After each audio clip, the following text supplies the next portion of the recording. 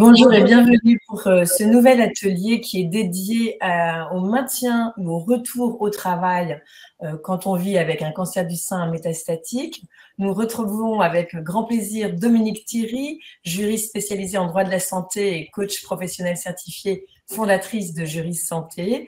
Et nous accueillons Tiffany Glaudio, consultante en évolution professionnelle et coach professionnel. Donc, bienvenue à vous deux, bienvenue à toutes et à tous. Et donc, nous vous laissons la parole pour cet atelier très attendu des patientes. Voilà, donc je reprends la parole juste brièvement, parce que je pense que vous avez, si vous étiez au précédent atelier, vous avez eu droit à tous les aspects juridiques. Bien sûr, il peut y avoir d'autres questions auxquelles je me ferai un plaisir de répondre, mais je voulais surtout vous présenter Tiffany, parce que Tiffany, en fait, elle va accompagner au-delà du juridique, en fait, parce que nous, ce qu'on a constaté, c'est qu'effectivement, la réponse juridique, oui, elle est importante, mais qu'est-ce que vous faites avec la réponse juridique? Parce que ça veut dire qu'il va falloir prendre des décisions, il va falloir faire des choix, il va falloir peut-être renoncer à certaines choses. Et c'est là que pour nous vient tout l'enjeu, effectivement, de vous permettre d'être accompagné par un coach. Et c'est là que va intervenir Tiffany, qui est une des coachs qui intervient pour Juris Santé, pour vous accompagner par rapport à ces différents points. Donc Tiffany, je te laisse la parole avec plaisir. Merci Dominique de m'accueillir sur cet atelier. Effectivement, je suis coach professionnel et j'accompagne des femmes qui vivent avec le cancer du sein métastatique au sein de l'association Juris Santé. Et puis effectivement, la question du retour à l'emploi ou de son maintien, c'est vraiment un sujet fréquent que je rencontre lors de mes accompagnements. Bonjour à toutes, je vois que vous exprimez dans le chat. Alors peut-être ce que je peux vous proposer pour aujourd'hui, c'est d'évoquer avec vous les points que je rencontre souvent dans le cadre de mes coachings, puis peut-être de les balayer, et puis peut-être de commencer par vous apporter quelques éléments de pistes de réflexion en tout cas. La première chose déjà que je constate, c'est que souvent vous rencontrez des doutes en fait sur vos capacités et donc votre confiance en vous, elle est souvent altérée. J'ai beaucoup de remarques comme là, depuis que j'ai arrêté de travailler, je ne sais plus rien faire, comment je vais pouvoir me réinsérer, j'ai peur de ne pas tenir le rythme, voilà, je ne sais pas si je vais pouvoir travailler sans oublier des éléments. Ça, c'est des questions que j'entends de manière très fréquente. Alors, peut-être que dans un premier temps, pour consolider cette confiance et puis aussi pour appréhender avec un peu moins de stress cette situation de reprise, la première chose qu'on peut vous conseiller, c'est effectivement d'anticiper et de préparer ce projet professionnel ou cette reprise. Et effectivement, pour cela aussi, peut-être plus vous attarder sur des éléments qui vont être factuels et tangibles. Par exemple, pendant que j'étais absente, il y a une personne qui a été embauchée pour me seconder dans mon travail. C'est peut-être de se dire, quand je vais reprendre, oui, on sera deux dans le bureau et puis on se complétera. Plutôt que peut-être d'envisager le deuxième scénario qui est, cette personne-là, elle est là pour prendre ma place. C'est peut-être se focaliser sur ce qui est factuel, de ce qui est peut-être de l'idée que je me fais de la reprise. Ça, c'est un premier pas. Pour vous sécuriser, en effet, portez votre attention sur des éléments sur lesquels vous pouvez agir, vous sera plus profitable. Par exemple, prendre rendez-vous avec le médecin du travail, ça c'est quelque chose qui est, on va dire, que vous pouvez faire, sur lequel vous pouvez agir. Par contre, vous ne pouvez pas agir sur les préconisations que le médecin fera. Donc vraiment, porter son attention sur ce sur quoi vous pouvez agir, ça fait partie des premières clés peut-être pour faire baisser un petit peu ce niveau de stress. Après, ce qui est très important pour vous, c'est de renouer avec vos qualités et puis de prendre conscience que vous en avez. Ce que vous faisiez avant la maladie, les compétences acquises au travail, elles sont toujours là, ces compétences-là. Et puis, j'ai envie d'aller plus loin. ce que vous avez traversé et ce que vous vivez, même encore, dans le cancer du sein métastatique, parce que vous le vivez, ça vous permet aussi de développer d'autres qualités. Et c'est important de pouvoir en prendre conscience. Et puis, voilà, de les sentir. Moi, je suppose, et j'entends beaucoup des personnes qui me disent depuis que je traverse cette épreuve-là, j'ai une meilleure prise de recul sur les événements. J'ai une meilleure connaissance de moi aussi. Je connais un peu plus mes limites. Et puis, j'ai aussi plus peut-être de compréhension par rapport à ce que les autres vivent. J'ai accru peut-être cette qualité d'être plus tolérante. Voilà, alors si vous voulez réagir dans le chat, peut-être noter des qualités que vous avez développées à travers la maladie, n'hésitez pas. Je pense que ça pourrait être profitable pour toutes parce que je suis sûre que vous avez toutes de nouvelles qualités sur lesquelles vous pouvez vous appuyer. C'est un premier élément. Et puis, effectivement, très vite, on aborde les craintes liées à l'employeur, à son manager. Mais ça, c'est pareil, cet entretien de reprise, peut-être de l'aborder plus sereinement, ça va être de pouvoir peut-être préparer les questions et les anticiper. Alors, les préparer, vous pouvez les écrire, et puis peut-être écrire en face quelles seraient les réponses à apporter, de manière aussi peut-être à atténuer cette appréhension. Parce que si j'anticipe les questions et que j'anticipe les réponses, ça va me permettre d'avoir un socle un peu plus solide. Sur la question des craintes des collègues, c'est aussi quelque chose qui revient beaucoup. La peur d'être jugé, la peur du regard des autres, ça revient fréquemment. Vous êtes très, très nombreuses à me le dire. Et effectivement, quand vous allez reprendre le travail, vous allez peut-être avoir des collègues qui vont être curieux, peut-être qui vont être apeurés même par la maladie ou qui vont être indifférents. Et il est probable que ça vous ramène vers un sentiment d'injustice ou de colère. Bien, dites-vous que très, très souvent, ce n'est pas de la malveillance de vos collègues, mais que c'est plutôt de la maladresse. Quant au fait de savoir ce que vous voulez partager ou non, bien là, ça vous appartient que de le préparer, effectivement. Préparer quel niveau d'information je veux donner. Et puis peut-être de le préparer de manière homogène. C'est je vais donner le même niveau d'information à tous, de manière à ne pas gérer d'incompréhension lors de la reprise.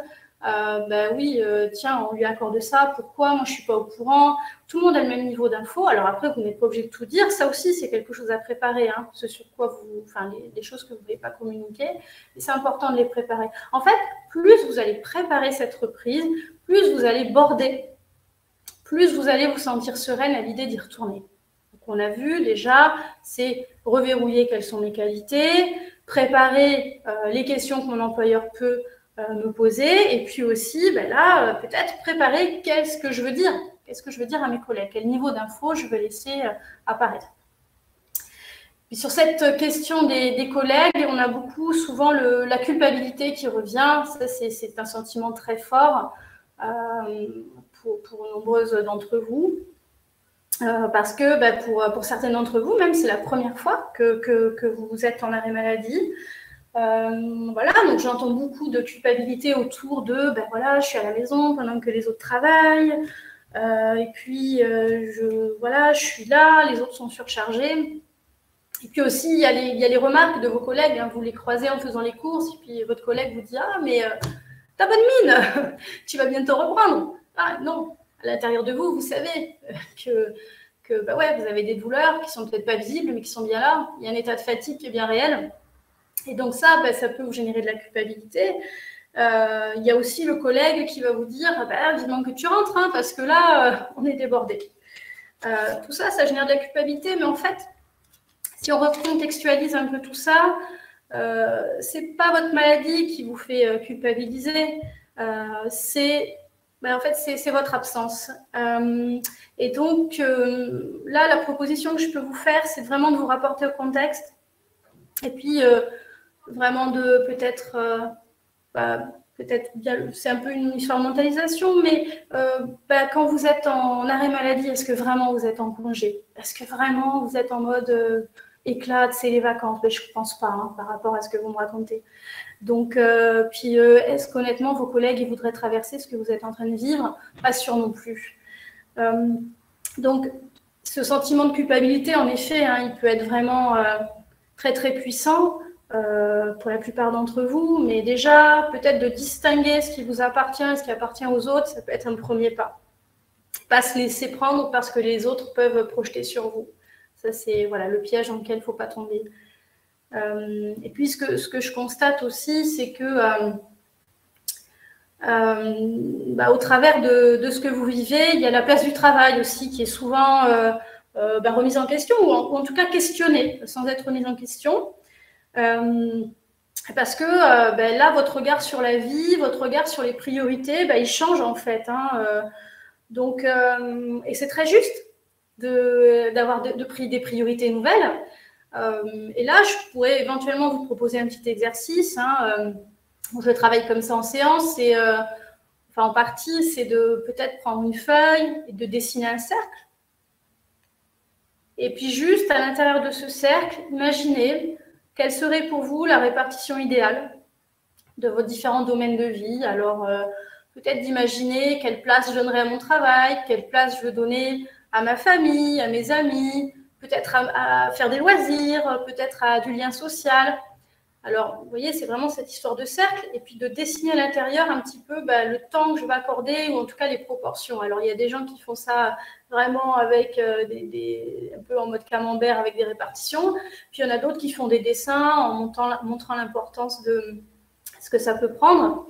Et donc, l'idée de travailler sur ce petit dessin-là de vos domaines de vie, ça peut être pour vous un fil conducteur, même un objectif de vous dire, ouais, aujourd'hui, moi, je décide que le travail, c'est plus au premier plan, quoi.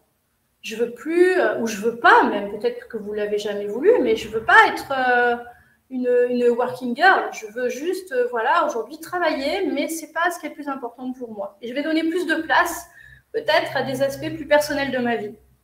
Ça, c'est une grande réflexion qu'on aborde ensemble lors des séances. Et effectivement, là, on n'a pas le temps, au travers de cet atelier, d'aller plus loin, mais c'est vraiment des sujets sur lesquels je peux vous accompagner. Pour mieux le vivre en tout cas, et mieux le choisir. Au-delà de la place du travail, il y a aussi la question du sens qui se pose. Voilà, donc les questionnements sur votre travail, il est aussi celui-là. Et peut-être même, je peux vous proposer de répondre à certaines questions qui vont pouvoir déjà peut-être vous mettre en réflexion, mais sur le sens de votre travail, déjà, est-ce que votre travail vous rend heureuse? Pensez à l'avant, peut-être. Est-ce que votre travail vous rendait heureuse? Et aujourd'hui, de quelle manière vous voulez l'envisager? Est-ce que vous prenez du plaisir dans ce que vous faites? Est-ce que vous pensez reprendre du plaisir dans ce que vous faites? Il y a peut-être certaines valeurs qui vous sont chères. Donc, est-ce que ces valeurs-là, elles sont présentes dans l'entreprise? Est-ce qu'on est en face? Est-ce qu'on est en phase vraiment avec ce qu'on ressent, nous, avec nos propres valeurs? Ça, c'est important, toutes ces questions. Puis, qu'est-ce que m'apporte mon travail? Vous voyez? Donc, c'est vraiment ce questionnement-là. Qu'est-ce que ça m'apporte de travailler aussi? Est-ce que ce travail me nourrit? En quoi il est important pour moi, puis en quoi c'est important pour moi de travailler. Vous voyez, il y a toute cette partie questionnement qui va être aussi très important pour déterminer est-ce que ce travail-là, finalement, il fait sens pour moi aujourd'hui. Parce que peut-être qu'il va continuer à faire sens pour vous, et c'est très bien, parce que ça aussi, encore une fois, ça va vous aider à reprendre confiance en vous dans cette reprise. Mais peut-être aussi que vous allez vous dire, non, aujourd'hui, ça fait plus sens pour moi. Donc, il faut que je change ou que j'envisage les choses autrement. Et c'est aussi une possibilité. Vous avez besoin aussi de vous ouvrir les portes, ouvrir le champ des possibles. Et se questionner sur le sens, ça a le mérite d'apporter ça. Et puis, quand le métier n'a plus de sens pour nous, vous l'avez vécu peut-être même avant, vous vivrez encore après. Et je veux dire, à moyen long terme, ça ne marche pas. On sombre dans l'ennui, dans une certaine routine qui fait qu'on peut sombrer dans un mal-être aussi au travail. Donc, tous ces facteurs-là sont vraiment aussi à prendre en considération dans le cadre de votre reprise. J'ai aussi envie de vous parler de certaines femmes qui ne pourront pas retravailler parce que certaines fois, on bascule sur une inaptitude totale au travail, sur une invalidité 2, pardon. Je pense que Dominique le formule mieux que moi, mais c'est plus son sujet. Mais en tout cas, dans ce cas-là, oui, ça va être important de faire peut-être le deuil d'une carrière professionnelle et puis de traverser différentes phases pour être dans l'acceptation. Alors, accepter, ça ne veut pas dire être d'accord avec ce qui se passe, mais ça veut dire digérer l'événement et puis pour vous permettre de retrouver de l'énergie pour préparer l'avenir. Il y a Thierry Calva qui intervenait ce matin dans sa conférence et c'était très juste ce qu'il décrivait à propos de justement cette phase d'acceptation. Peut-être je vous invite à regarder le replay de sa conférence notamment. Voilà, et puis donc le fait de traverser cette phase de deuil, ça permet effectivement toujours de repositionner la place du travail dans sa vie. Et puis d'ouvrir aussi sur certainement un autre projet, parce que c'est pas parce qu'on ne travaille plus qu'on ne peut pas avoir de projet derrière. Hein. Voilà. Quant aux personnes qui vont reprendre le travail, il va vraiment être important de préparer votre reprise. Voilà, ce niveau de préparation va déterminer un petit peu la réussite de votre transition. Alors là, vous allez pouvoir le travailler combien d'heures, combien de jours, enfin, sur des choses vraiment assez pratiques. Quel jour de travail je me sens de travailler, oui, quel jour, combien de jours. Et puis là, encore une fois, ce qu'on va pouvoir travailler ensemble en coaching, c'est de pouvoir vous permettre d'exprimer clairement quels sont vos besoins et puis les limites que vous voulez poser. Nous pourrons même préparer ensemble l'entretien avec votre employeur. Alors, l'idée, ce n'est pas d'imposer un certain nombre de choses à votre employeur, c'est d'être dans une relation gagnant-gagnant, puis d'être dans le respect du droit, évidemment. Mais au moins, de travailler sur comment je vais pouvoir formuler ça et puis me faire entendre et d'être respectée. Aussi dans mes limites. Quant à la reconversion, il y a des personnes qui vont se reconvertir. Là, ça va être important aussi de préparer ça. Alors moi, en coaching, quand on parle de reconversion, j'aborde beaucoup la notion de motivation, d'aspiration, vraiment de manière à sentir si c'est vraiment ce dont vous avez besoin, que vous puissiez vous-même le sentir.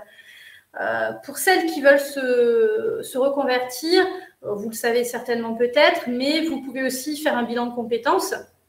C'est un très bon moyen de pouvoir prendre du recul sur sa carrière et se projeter sur la suite, et puis aussi de déterminer peut-être un nouveau projet, un nouveau métier que vous pourriez faire.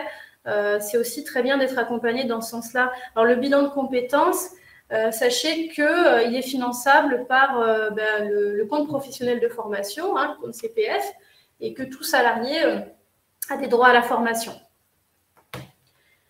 Quant aux patientes qui envisageront un nouveau projet de vie, alors soit parce qu'il y a une incapacité de reprendre le travail, soit parce qu'elles l'auront décidé, parce que ça arrive aussi, quand les priorités ont changé, et bien là, ça va être intéressant pour vous de travailler sur ce projet de vie.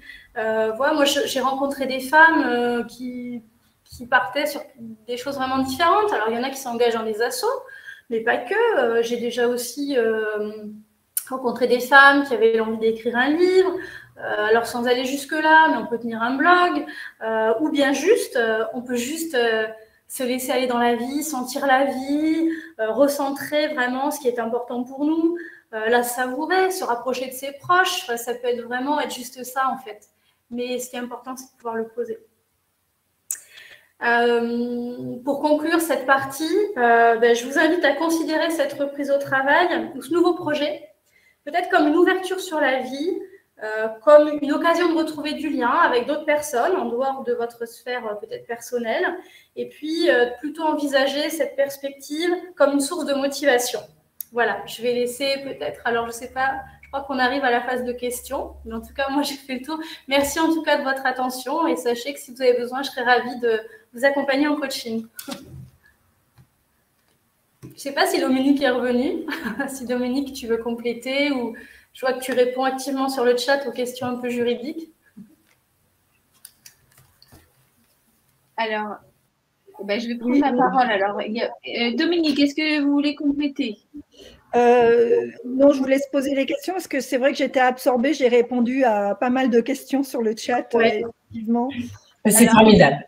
Il y a eu des échanges d'informations très intéressantes, notamment avec des liens. L'INCA qui a mis en place des des informations, etc. Donc, je vous laisse prendre connaissance.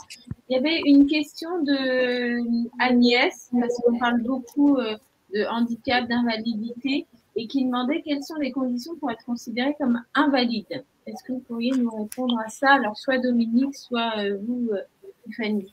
Alors, je vais peut-être répondre, c'est plus ma partie que celle de Tiffany.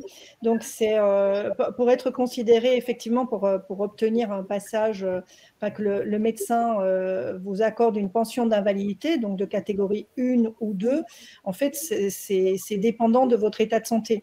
Donc, on considère que pour être placé en invalidité catégorie 1, eh bien, il faut avoir perdu, de mémoire, 2/3 de sa capacité de travail. Donc, si effectivement l'état de santé ne permet plus de travailler qu'à hauteur d'1/3, par exemple, on va pouvoir vous placer en invalidité de catégorie 1.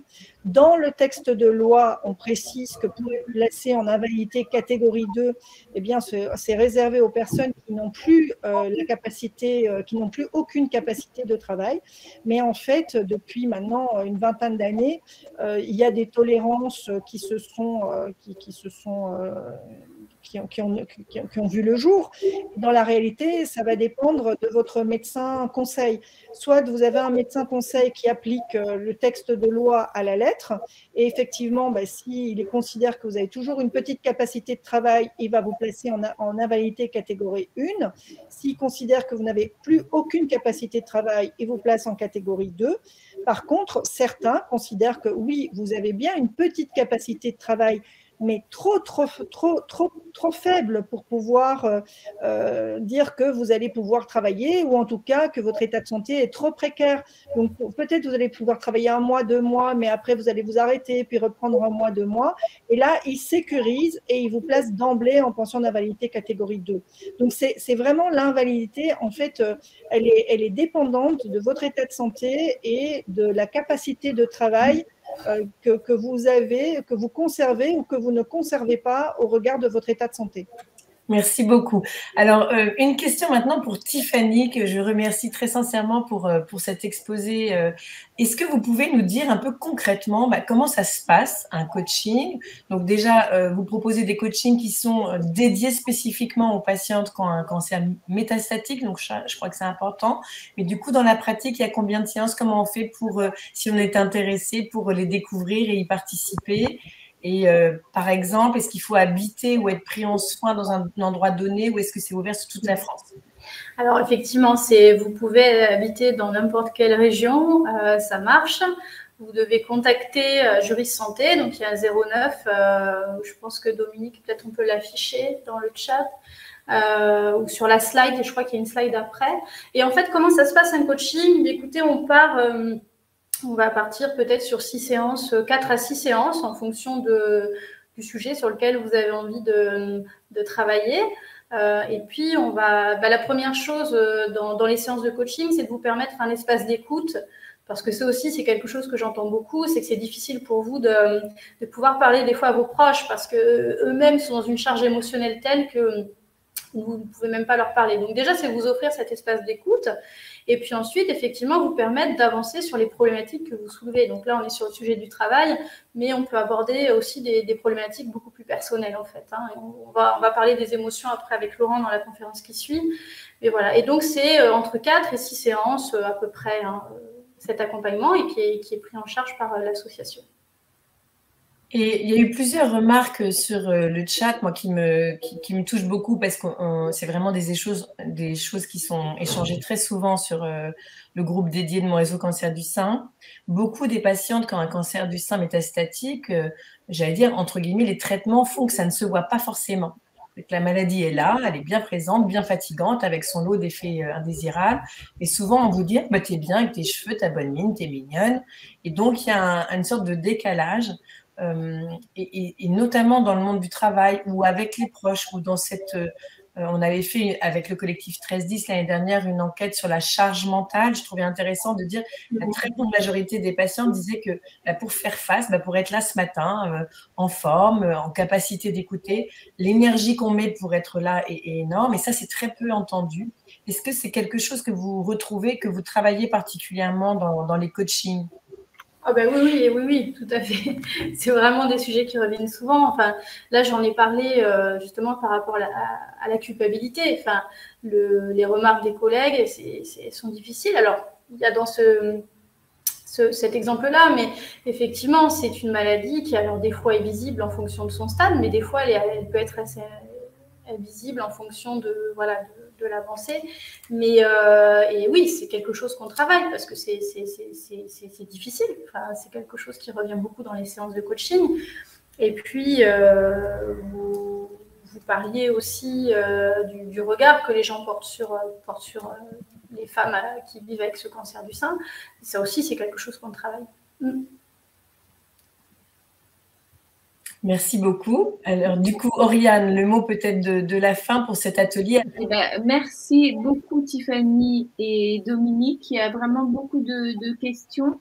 Alors, comment sensibiliser sur le cancer du sein métastatique? Il y a eu beaucoup de choses qui ont été faites par le collectif 1310 qui est dédié notamment des études sur ce que ressentent les femmes qui ressentent une pathologie particulière en termes de charge mentale, en termes de perception de la maladie.